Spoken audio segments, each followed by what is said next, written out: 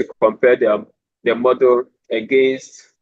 I'm going to compare my model against Bekoki et al. And then other existing states of the method using mean absolute error as it is a regression task. So what is the justification of this study? So if we accurately do facial age estimation, well, we are going to help, or it's going to really help us in the field of restricted content filtering of this domain. So basically, this is the motivation and also the justification of my statement. A few literature review. So the first one is Zhang 2020 tackled the facial age estimation with a multi-task network, and he combined classification and regression. So the classification actually helps the regression work, where some of the images are classified, maybe the age groups or the gender first before it progresses to the regression. And then it used the K-means clustering, was better than the adjacent age clustering in obtaining homogeneous data partition. So results were actually fairly competitive with the state-of-the-art methods. Then Riemann, who used the CNN,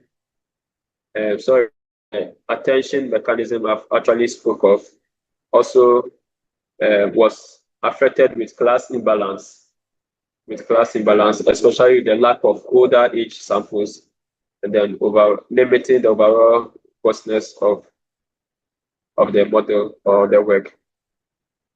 Then another one, Zhao 2024 addressed it, this challenge of non-stationary aging by an divided structure. The age partitions, various age partitions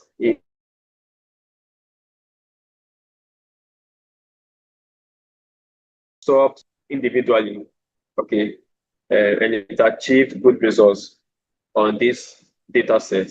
But then there was limits to race and gender variations. Sometimes this facial age estimation, we do not have much data set on Black people. So most of them, as you can see, is Asian, and then celebrities. This for the celebrities, and then of two is quite a mixture of some white and then some Black. So that imbalance also sometimes affects the robustness of the model.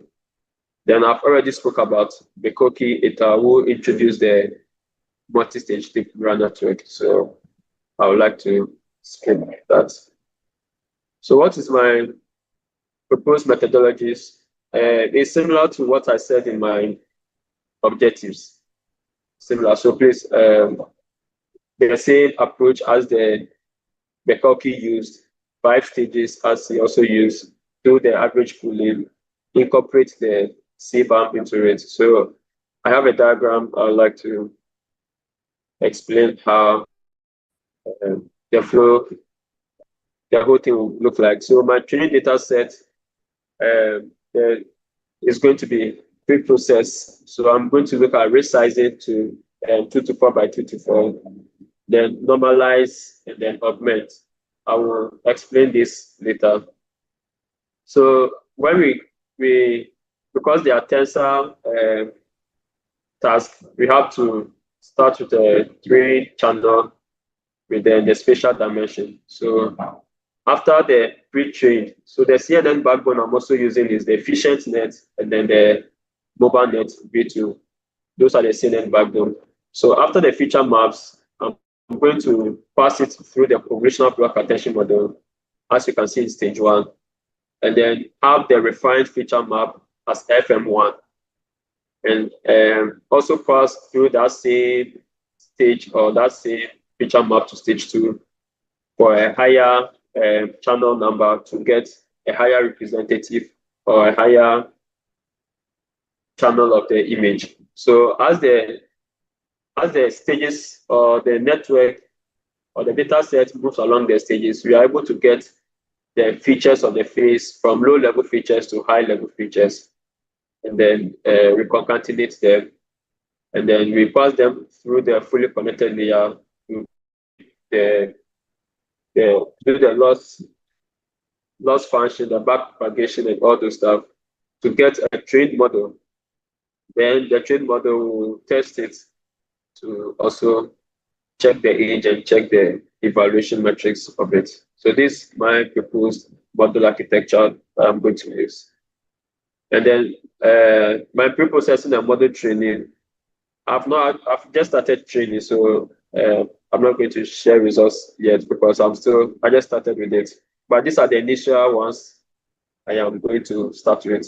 So convert image to RGB, which is a 3-channel, resize to the 2:4 by 2:4 dimension.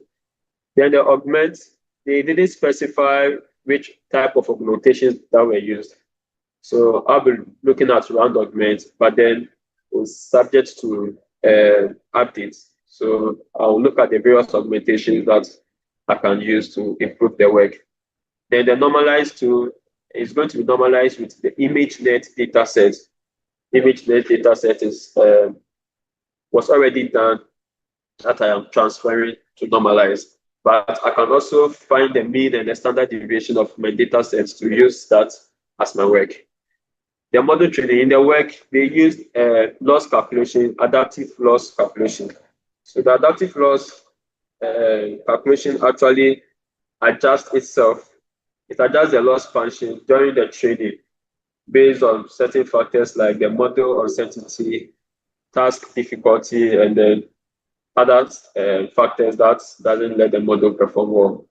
So that's what it does. And then I'll be using the Adam W optimizer with reduce LR plateau, L run plateau. That was also used in their work. So the reduce L run plateau, it's a training scheduler. It's a training scheduler that is also incorporated with Adam W to adjust the learning rate when there are no metrics improvements after a certain tolerance. So as you can see, the number 4, the initial tolerance is going to be, the learning rate starting from this, and then the maximum is 1 times 10 to the power -7. So the plateau,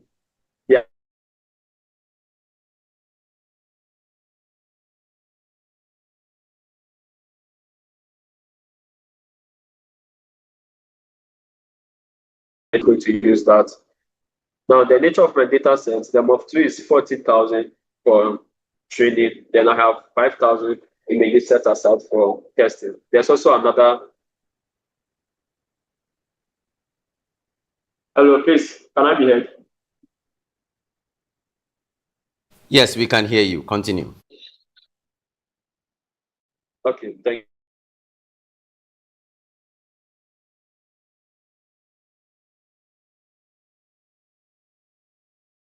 The smallest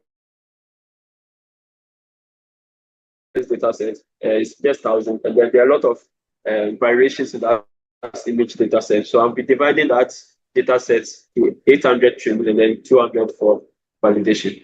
Then the CACD is also the same, 10,000 image data set. Actually, the validation and testing of that CACD is the same. I'm yet to check again, but if they are the same, then I'll also divide the CACD data set into 8,000 for training, and then I'll set the 2,000 for validation and testing. So in conclusion, the multi-stage deep neural network have shown kind of an improvement compared to some of the state-of-the-art models. And then I'm looking at the effect of the CBAM, incorporating it with the multi-stage deep neural network for an improved model, and also some parameter tuning, which I'm going to keep track of all the various parameter tuning and then the results that's generated. Okay, so please, thank you. That's my work question. Awesome. Yes, so any question whilst we take questions and among other things, Prince Ofori should be preparing to make the next presentation. Yeah. Yes, any comments, any question, anything from our panelists for our presenter, Mr. Dufo? Yes.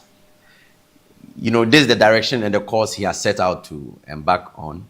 And so if you have any guidance, any comments, any inputs on the way forward, suggestions that could help him improve his work, that would be very much welcome. Our panelists and any other person out there, the floor is all open. Kindly engage. If you have a comment, an input, a question, you kindly raise your hand. It is for such purposes we have organized this event. So we'll be very much appreciative if you can give them your candid inputs and opinions with regards to the presentation. Anybody? Anybody? Yes, on his journey so far. Any comment, any question? I can't see anybody online ready to make a submission. Do you think he's on course? Do you think, you know, well, let me ask, what's probably the real practicalities of this solution you intend to put out there with respect to, you know, our Ghanaian context? I don't know. We're advocating for cultural context, even in the space of AI. Can you, by extension, point out some practicalities of what you tend to bring up or come up with? Yes, I don't know if my question is clear, Mr. Adufu.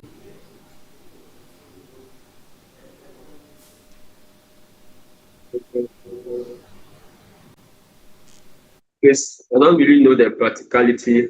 I don't know if it is the justification that answers your question too. If you can help me understand it better. So, yes, so I gave some okay. example. Yes, you gave some examples. So you've highlighted accurate facial age estimation. So age-restricted content filtering, healthcare, aiding in drug prescription. They all sound like higher level of implementation and not contextualized. So my question is, in our Ghanaian context, what could be some of the practical applications of this your intended solution? Yes. In Ghanaian context, I will limit it to, or I will connect it to the age-restricted content filtering for our children that are growing now. And right now, almost every child is having a digital tablet, parental control. Also being there, sometimes these children can even bypass some of these things. So we can incorporate it in various content or apps or websites where even if they want to bypass, they will still have to be verified of their age before they can have access to it. That's the best answer I can give my knowledge. Okay. Well, for now, you are just fleshing things out, but practically, I am considering. I'm trying to appreciate how this could be implemented. Is it going to be policy required by the bodies that holds the will and the power? I mean, how are you going to control what TikTok is putting out there? How are you going to put controls on what Facebook or YouTube is putting out there?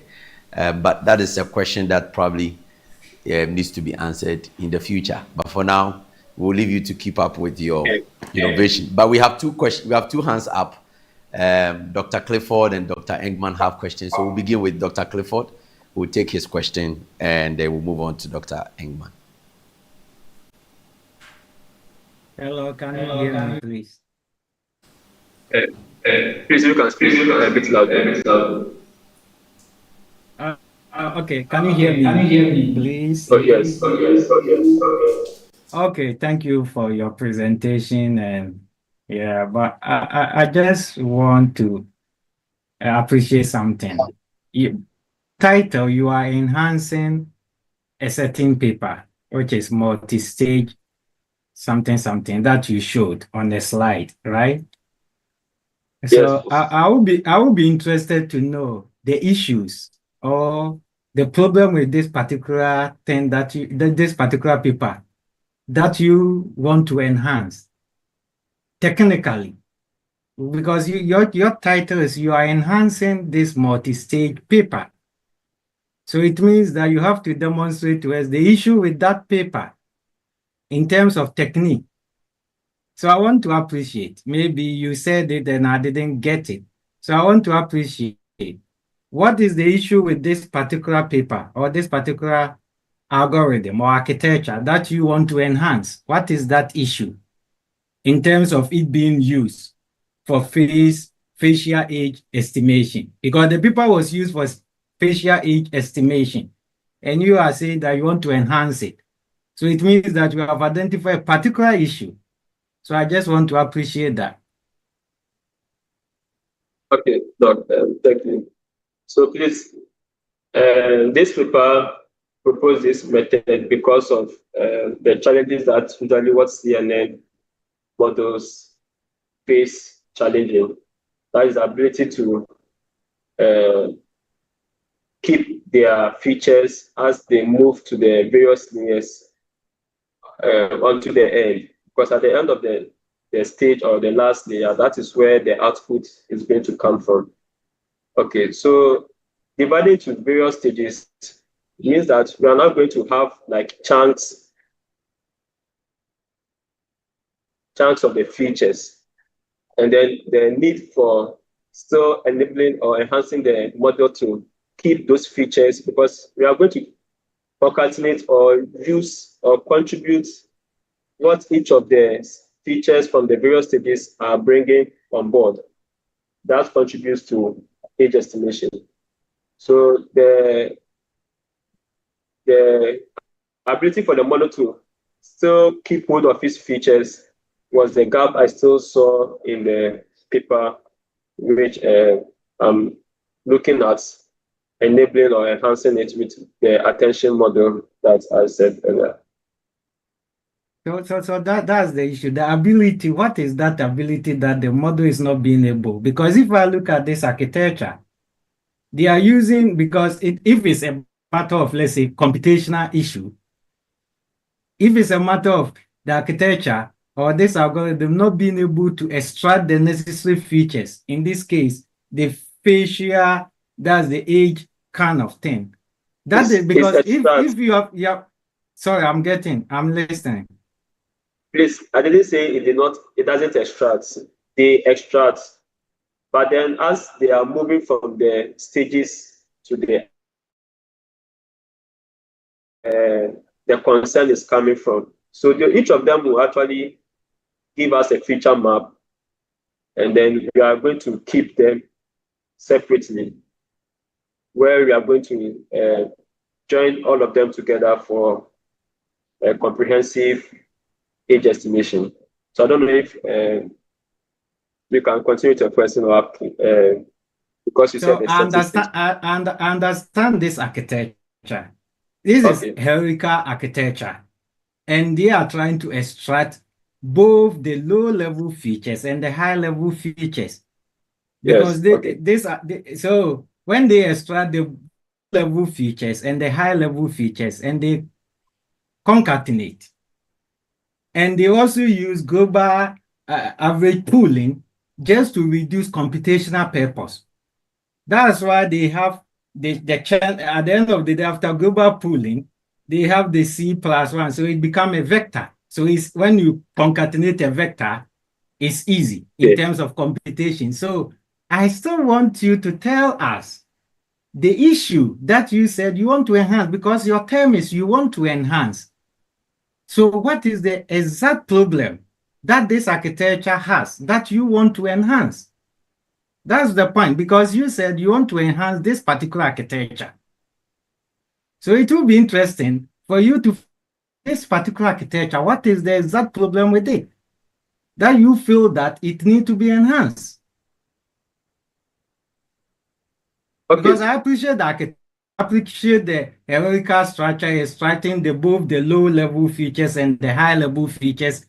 And they use global average pooling for the sake of computation, because with these features, if you concatenate all of them, it may not fit in a small memory.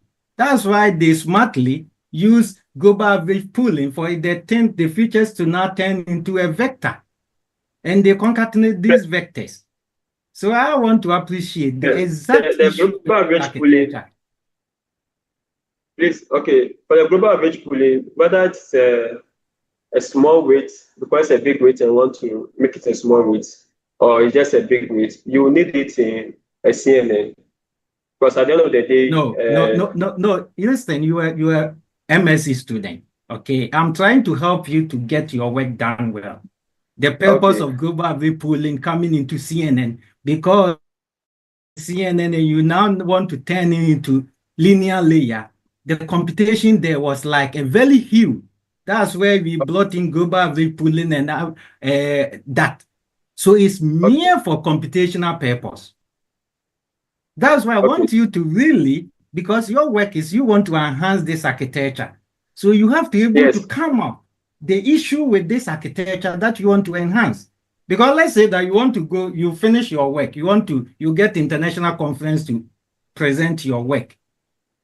You have to tell the exact problem with this architecture that you are seeking to enhance. Okay. So maybe if you haven't thought of it, because you're a student, I'm not really pinning you. I'm just like Mark said, people who, if we can give a comment for you to enhance or to improve your work. So I'm just letting you know that you have not been able to articulate the issue with this architecture that you want to enhance. So you should read about it well and think about the issue with it that you intend to enhance. And like I said, global average pooling in CNN is really to reduce the huge feature map for the sense of computation. That's why global average pooling came into existence in CNN. Before you push that resource into, let's say, software. Global average pooling.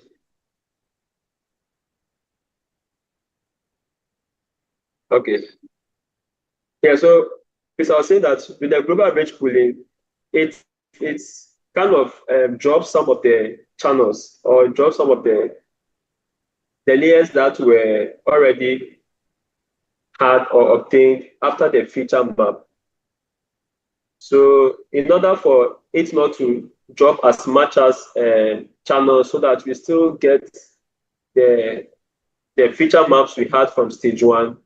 That is why global average pooling does not drop anything. What it does is you take average along the spatial. If you look at this architecture, that's why the W and the H, which is the spatial dimension, because the channel, which is the C, still maintain. So it's the spatial dimension that they take average. This is all metrics. So that's why I said you're a master student. You see, if you look at this architecture you are showing on the screen, yes, you see that the future map has a dimension of C, H, and W, right? Yes, please.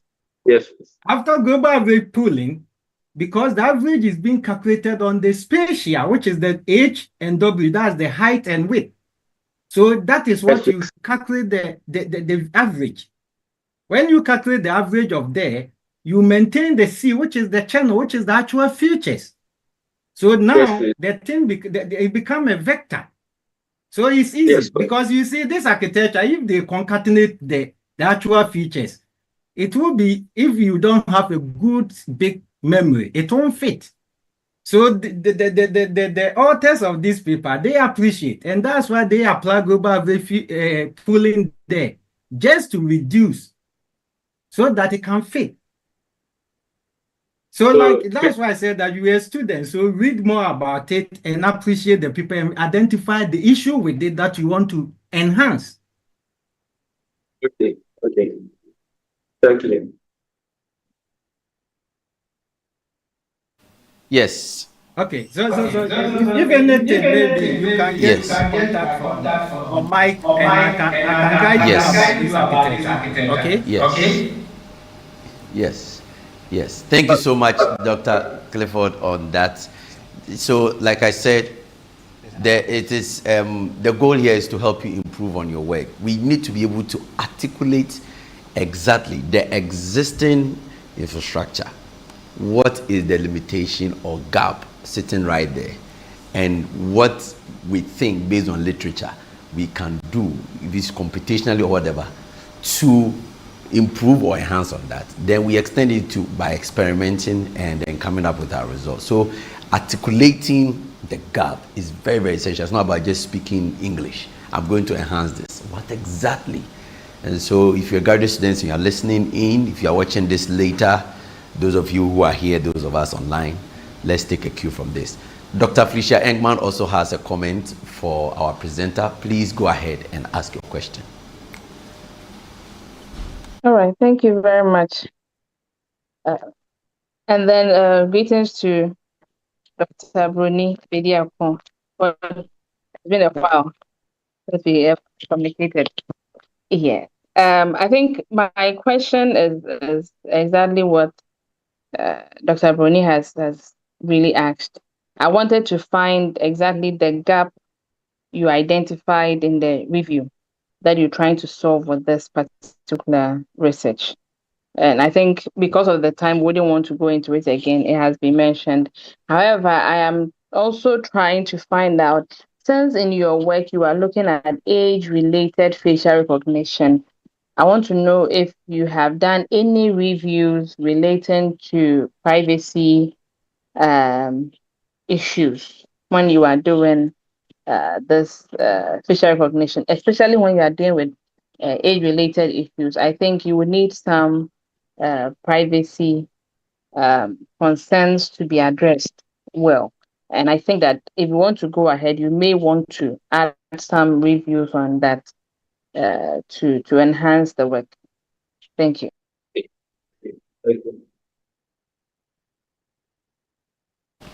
Yes, great submissions there. You might want to take note of all of that. You have all the help you need.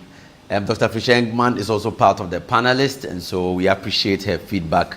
We selected them strategically, so please take heed to their valuable contributions to enrich your work. Right, our next presenter is ready. So at this point, let's give a round of applause to Mr. Dufo. It is not easy, right? The tension you have to go through. You know, there's one observation I made from all these guests, panelists. If you watch the keynote address, he cited somebody's work, but he called out the person's name so well as if he knows the person, you know, like man to man. There was another submission that was made. Profedi demonstrated something similar, recalling date among other things. So if you are in the domain, it's one thing that we all have to learn. You know, we establish yourself in the field or the discipline you have chosen. Make sure you've done a detailed literature, understand clearly who are the top researchers in there. What did they do? What have you drawn from what they have done, and how do you think you can improve it, etc. It becomes very necessary. So some of the presenters, you know, even mentioning the name of the ones they are referencing, citing, is difficult. You know, it shouldn't come to you as a difficulty. It should come to you naturally, especially. You see, so if you see the submissions of Dr. Clifford in this presentation, for example, it is his domain. And so he knows these authors, he understands the concept, what they have presented. Now you will struggle to probably give a response because the depth of knowledge he has acquired. So let's give a round of applause once again. I'm taking the virtual claps as well. The virtual claps, please, for Mr. Okai. I'm taking them. I'm still not seeing them. The virtual claps, please give it to him.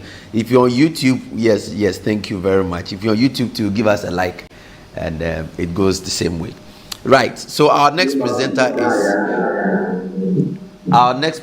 is Mr. Prince Ofori, and he's going to talk about early detection of geriatric geriatric, you pronounce it well for us to know, depression, a category of depression clearly, using AI and predictive analytics. A systematic review. He has delved into this, and so let's see what is out there, and let's get ourselves educated. Mr.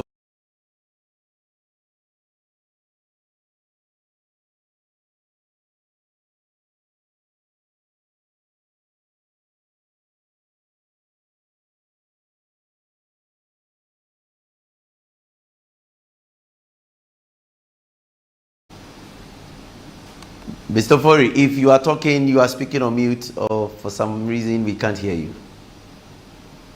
Oh, sorry. Yeah, good afternoon. So I'm Prince Ofori, an MSc student, and I'm being supervised by Professor Kofi Sapon Edumenu. My project topic is early detection of geriatric depression using AI and predictive analytics. This is a systematic review. So when we say geriatric depression, it basically means depression that occurs in elderly population. Yeah, so we are trying to detect these depressions in them before they even show. So what if we could detect depression in older adults before they even say a word or before they show any obvious signs? Geriatric depression is common, yet half of those affected go undiagnosed. Existing traditional tools often miss the early signs, but today we have artificial intelligence. In this review, I explore how artificial intelligence and machine models are being used to predict geriatric depression. 1, early, 2, accurate, invisibly by using data from voices, movement, sleep, and many more. So let's dive into what's happening, what's missing, and what comes next. So the agenda will be introduction, review objectives, methods, study characteristics and data sets used, AI or machine learning models and techniques employed, key findings, challenges and gaps, future research directions, conclusion and questions and answers. So with my introduction, for the diagram, you see into Pacific Neuroscience Institute. These are the 6 common symptoms of geriatric depression. It has loss of interest, memory loss, weight loss, and others. So geriatric depression is a hidden crisis. It affects the mood, cognition, and quality of life of older people. And it often overlaps with chronic illness such as diabetes and dementia. So it makes diagnosing harder. And according to Jane et al. 2023, 15 to 50% of older adults experience depressive symptoms, but less than 50%. So if they are diagnosed late, it's high risk of dementia, stroke, functional decline, and it may also lead to twice the healthcare cost. So you should know that these symptoms we see here, they are not just abstract concepts. They are may face. So you may ask yourself, should I even care? And if you're under 50, your parents or grandparents likely fit this profile right now. But if you are above 50, you are gradually at risk as the years go by. And here is the tragedy. Less than 50% of cases, until it's too late, our parents deserve better. This isn't about them, it's about all of us. So these are some of the existing depression screening tools. We've under self-reported instrument, then clinically or clinician-administered instrument. So under the self-reported instrument, we have some like the PHQ 9 and GDS. These are short questionnaires that are completed by the patient. They are easily administered and collective, but may be influenced by their members' bias or literacy. And when you go to the clinician administered instruments, such as the SM5 interview and the HAM-D, they require trained professionals to conduct structured interviews or observations. These are more diagnostically precise, but also more resource intensive. So with the literature I did, most of the models that they came up with, they were based on the self-reported skills. So particularly the PHQ-9 and the GDS, which is a gap that I highlighted at the final submission. So these are the objectives. I want to identify AI and machine learning models for early detection of depression. Also, I want to examine the types of data sets and input features that are applied, and also evaluate predictive performances, validation strategies used, and clinical applicability of the models that the articles I reviewed came up with. Then I also want to highlight key variables most frequently associated with depression risk in older adults. Then surface limitation in this, bring out the ability for them to make it generalizable and diagnostic precision. Then I also recommend innovations to improve diagnostic accuracy, transparency, and integration into healthcare systems.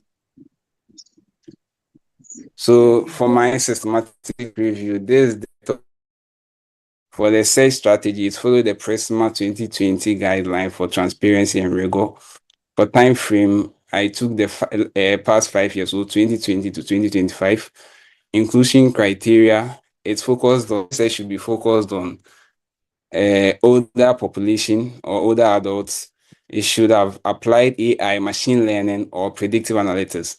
It should aim at early detection or prediction of depression. And also it should be an empirical.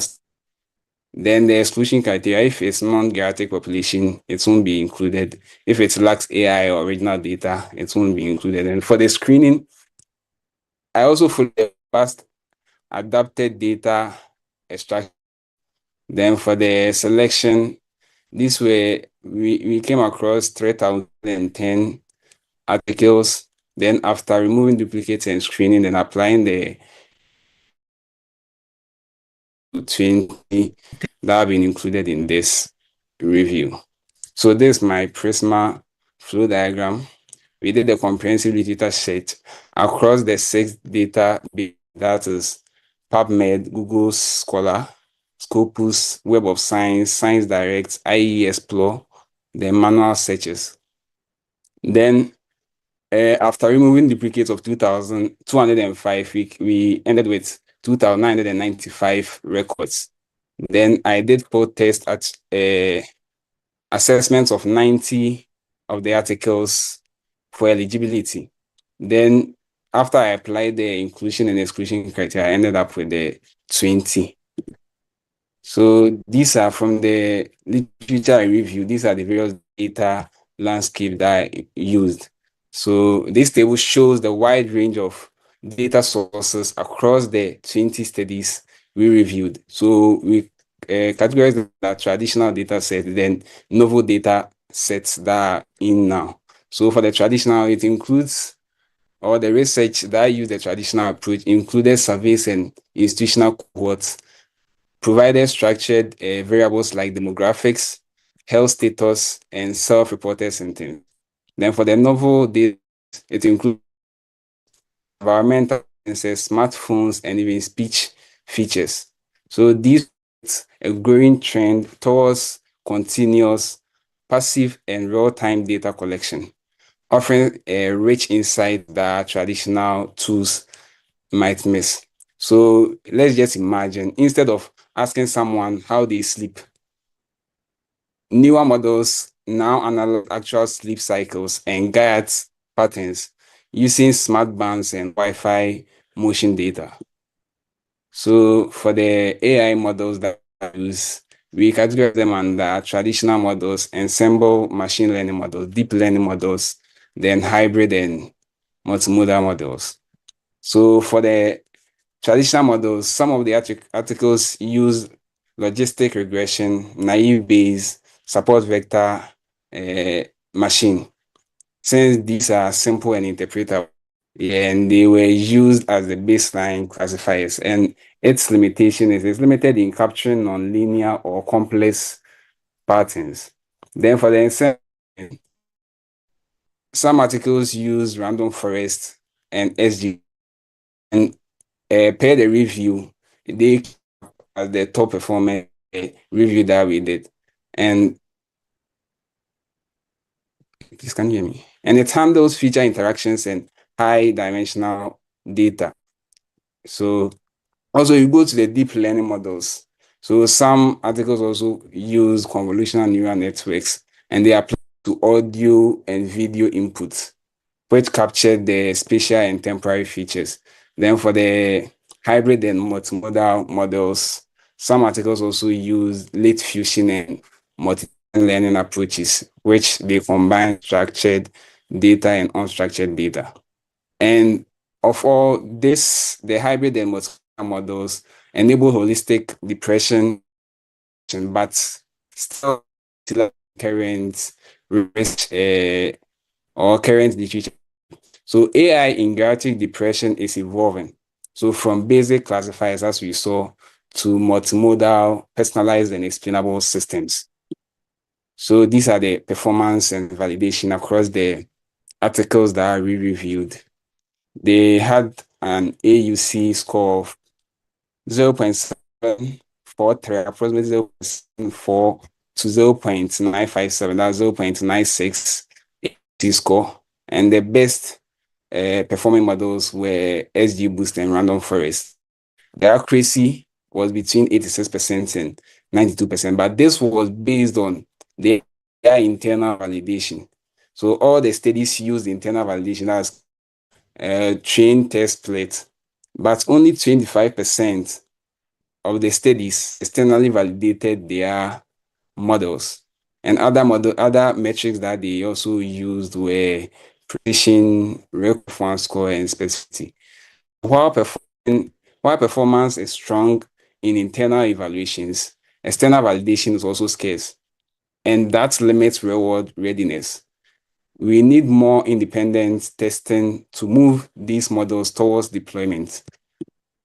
Okay, so also in my review, I came across some common predictors.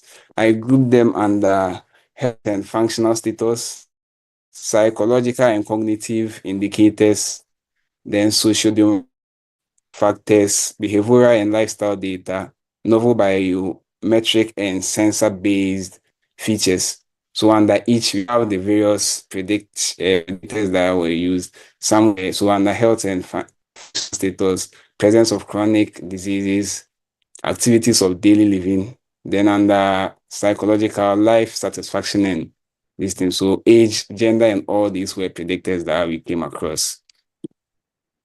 Then we moved to explainability, since this will be, if the models are accurate, we need to be able to build trust with the clinicians, the people who would use these systems, right? So why does it matter? So explainability provides the following answers. Why don't make this prediction? What factors contributed the most? Can we even trust this decision to act on it clinically? So across some explainability techniques, and most of the research papers use the SHARP technique, shapely adaptive explanations. So it was used by most of the techniques since it reveals both and local feature influence. And it has the frequency highlighted predictors were sleep issues, social isolation, and ADL decline. Then also some also use the LIME, that's local interpretable model agnostic explanations. Although it was few people used this, but it's helpful for explaining individual predictors. So it was mostly used in the ones that had neural networks and other black box models. They also had nomograms, which was applied in the regression models. It translates features into clinically intuitive risk, which is very useful for non-technical clinicians. So interpretability bridges the gap between AI and care. It enables actionable interventions, improve clinician trust, and supports integration into existing workflows. So across the literature we reviewed, we also have these challenges and gaps. for diagnostic inconsistencies. So under this, most of the models use self-reported screening tools such as the HQ9, CSD, and GDS, Geriatric Depression Scale. Then fewer of them relied on the DSM, that's the DSM structured interview approach. Then since this limits, so for this particular challenge, it's limit this diagnostic accuracy and clinical relevance. Then limited external validation. We also that 20% tested models on independent data sets. So most of them relied on the K-fold and random forest, reduces confidence in real-world performance. Then also data set bias. The data sets that were used were mostly from East Asian and North American cohorts. So that's the underrepresentation of African, Latin American, and rural population, which limits model generalizability and equity. Then for class imbalance, depression often underrepresented in these data sets. Then few studies applied class balance techniques such as smooth, which then skews model performance, especially recall. Then limited use of longitudinal data. Majority of the studies were cross-sectional.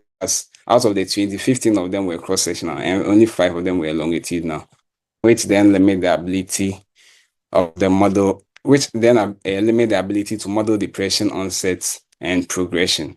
So for AI to support early and equitable detections, models must be trained on diverse, well-labeled, and clinically grounded data sets and validated across multiple real-world contexts. So for future directions, we need to use clinically validated outcomes, and population diversity, prioritize external validation, then adopt advanced multimodal models, then emphasize explainability. Then lastly, we need to focus on real-world integration. So with my conclusion, initially we wanted to find what's happening. So what's happening in this field? AI and machine learning models strong potential for early detection of geriatric depression. Models achieved high performance based on the 20 reviews. The AUC was up to 0.96, especially with ensemble and deep learning techniques. Then common predictors include health status, cognitive decline, sleep, social isolation, and biometric signals. Then multimodal and explainable models perform best, but are still underutilized. We saw that. What's still missing? So there's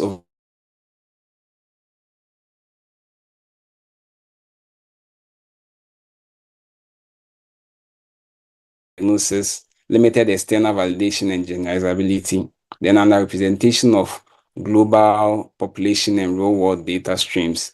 Then what's next? We need to embrace clinically grounded, interpretable, and diverse AI models. They also need to shift from research accuracy to clinical readiness.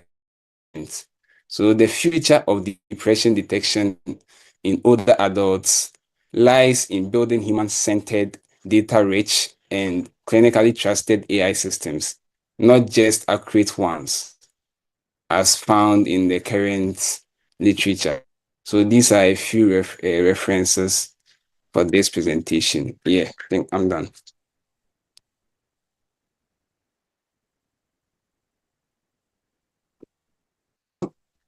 Yes, indeed. So we've heard Prince Ofori and his presentation. We have our panelists. Some of them are online. We take their comments, their feedback. The rest of us too, we have an opportunity to also ask any question we may have on this review that has been undertaken. Any comments, any submissions on this presentation for Mr. Prince Ofori, so that he knows the way forward. He's just conducted a systematic review. Have you any plans to publish this, if I may ask, Prince? Yes, please. Okay.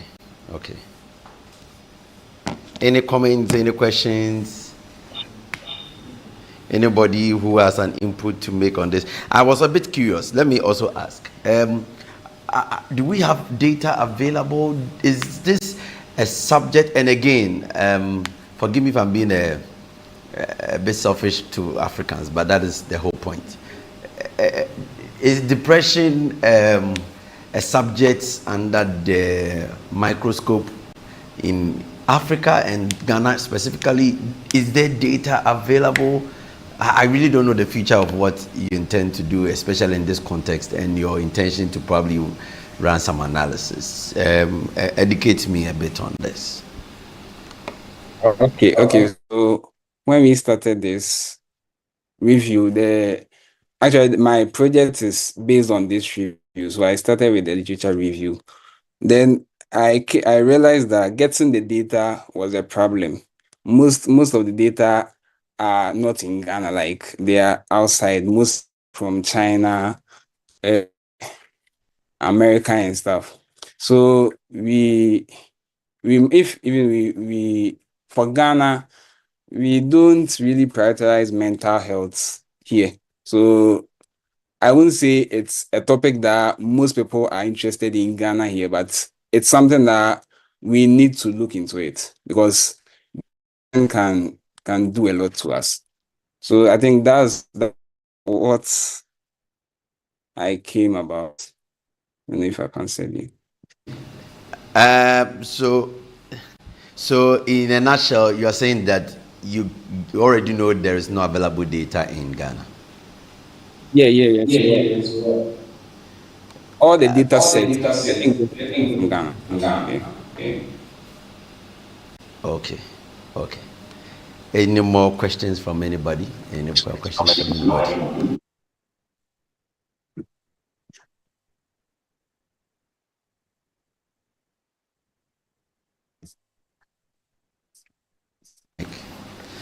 Any more questions from anyone on this presentation? Okay, right. Then on that note, let's thank Prince Ofori and give him a round of applause. Please, I'm still taking virtual applause. We discharge you, Prince, and all the best in your progress of your work. I believe you are in able hands as far as your supervisor is concerned, Professor Edumenu. I think he's supposed to have been a panelist, but today he's unable to stick around with us throughout. But definitely we'll have him around tomorrow, I believe. Yes, so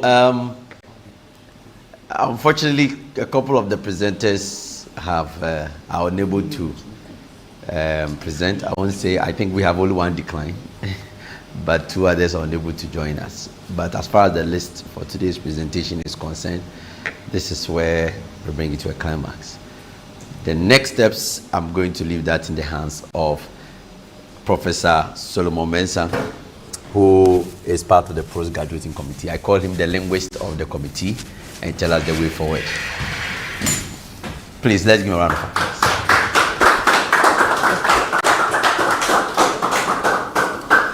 Thank you, my brother Mark. Today too has also been another awesome day. I think we all deserve to clap for each other. Those online, those in here, you've really done well. It has been another marathon. Okay, so a little recap. At least those who were not able to join us early, we realized that we're able to get a nice interaction in the morning from the Dean of Graduate School, Professor Robert Osedako. And then we also got the Vice Dean as well from Graduate School, Professor Irene Krachi. So today was very awesome. At least we also got a remarkable presentation from our keynote speaker in the person of Dr. Brighter Ajiman, which basically was one of the things that we all expect: intensity-based historic learning for fully decentralized environments. In fact, we shouldn't forget that we also had honorable female doctorates, right? In fact, Dr. Matilda Wilson, We also had Dr. Felicia Engman also speaking to us to encourage everyone, right, to be able to be presenting. I think one of the things we have seen is that it's only the males who are presenting. The females are presenting less. Yesterday we only received one female presenting. But I encourage all the females to be able to participate because the workshop is for you. It's not for me. It's not for the colleagues who are lecturers, but for the students. I want to encourage all of you. Today, one of the things I've seen is that interaction was really going well. Some of the students were getting good feedbacks. If I want to go to some of these international workshops, international conferences, these are some of the ways you experience questions. And I must commend my brother Clifford. He's really, really done well. I'm really, really much happy for having you here. In fact, tomorrow we're going to have Clifford also being the keynote speaker. He's going to speak to us on the topic generating high-resolution land cover maps from single to multi-modality. And I'm really going to be happy that we all make it a point in time to be here early. Tomorrow is the last day, so hopefully we'll try and start on time. And then at the end, we can actually be able to close on time. In fact, I'm encouraging all the presenters to make it a point to be here. Today we're just going to, in fact there is a fruit break. People are taking their fruits, watermelon outside, so you can actually go there, grab some. In fact, another thing I also wanted to know is that tomorrow is going to be like HOD day. So we're going to have remarks from our honorable HODs, Dr. Patrick Kujo, the head of Department of School of Computing from Wisconsin International University. We're also going to have Dr. Pius Kwakodese, the HOD of Computer Science Department or Department of Computer Science, Lancaster University. And in fact, I'm trying to see whether we can also get another HOD to also come and give a remark. So let's see how things will go tomorrow. I want it to be here in time. And we're also going to have the sponsor for the program, Mr. Luis, is going to be here tomorrow, hopefully, to be able to present the awards together with the Dean of School of Physical and Mathematical Sciences. And also, we are hoping to also get Professor Tiburu also here, who is going to be the editor-in-chief. He's the editor-in-chief, Sibas Jana. So we are hoping that tomorrow we're going to climax it all. And at the end, we all should be able to expect certificate. The postgraduate committee wants to be able to award all the presenters certificates, so at least you can update your CVs. And then wherever you find yourself, you can be able to boast that when the Department of Computer Science started with their first Maiden postgraduate student workshop, you were part of it. So ideal situation, you can actually be able to boast of that. Then we're also going to give awards to the 3 overall best presenters. So our panel members tomorrow will be able to take note of that and then let us know how they average their scores, and then we should be able to announce the winners. Up on yourself, you have not given up on you. You want you to encourage yourself and always carry yourself and always keep on learning. Note that you can also be someone tomorrow. So today you might be going through some kind of difficulties, some kind of challenges, but remember tomorrow you always smile at the end. And that is always I want you to encourage yourself with. Once upon a time I was also here as a student. Now I'm here as a faculty. Tomorrow I might not be here. You might be the one to take over. So I want you to encourage yourself and make sure that you will never give up. That's it. All the people that were here today, including Prof. Yafe, who gave a nice, remarkable speech, together with Dr. Matilda Wilson. And then I know that you can do something. So there are a lot of opportunities around. So please don't give up on yourself. I'll see you guys all tomorrow. And I'm sure that tomorrow will also be another wow day. So let's all be here on time. Thank you. And God bless you all. Right? Great. A round of applause. I always say Prof. Solomon Mensah is doing a yeoman's job, and indeed, had it not been by his efforts and being the chief linguist, making all the errands, this event wouldn't have been possible. At least it's a feather in his own cap. And for us who have been participating throughout, I believe we are benefiting. Hopefully it will catch on with all our collaborating and partnering institutions, and this will spark up a flame that will catch up around the entirety of Africa. We'll have people traveling in to be part of this workshop, finding it very useful and wanting to make presentations so that they can get valuable feedback to improve their works. On that note, on my own behalf, I say we bring today's session to an end. Thank you very much, and I've been your MC. The name is Mark Atta Mensah.